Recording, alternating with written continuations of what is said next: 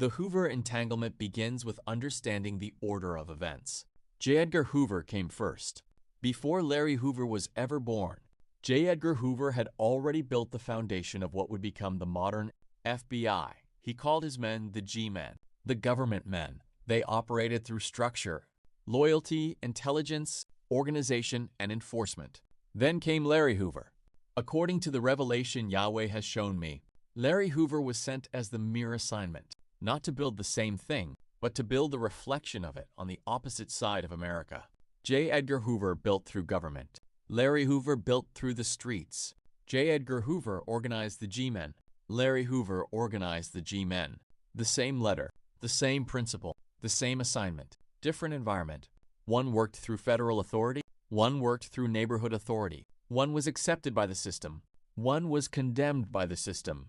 Yet both became builders of organizations larger than themselves. Then the numbers began to appear.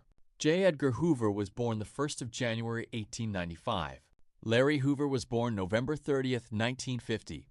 The ones appear. The 9 appears. The 5 appears. The frequencies repeat in different arrangements. The mirror does not copy. The mirror reflects. Then the timeline appears. J. Edgar Hoover's era ended in 1972.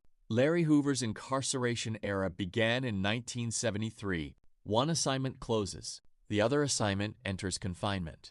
One Hoover leaves the public stage. The other Hoover is removed from the public world. Yahweh showed me that this is not coincidence. This is alignment. America praises one builder and imprisons the other. Yet both were carrying out mere assignments within the same nation. One built structure for the government. One built structure for the people the government could not reach. One side called it law, the other side called it gang, but both were systems of organization, loyalty, identity, discipline, and influence. This is why the Hoover Entanglement matters. It reveals that history is connected, names are connected, timelines are connected, assignments are connected. Yahweh is showing that what appears separate is often part of the same pattern.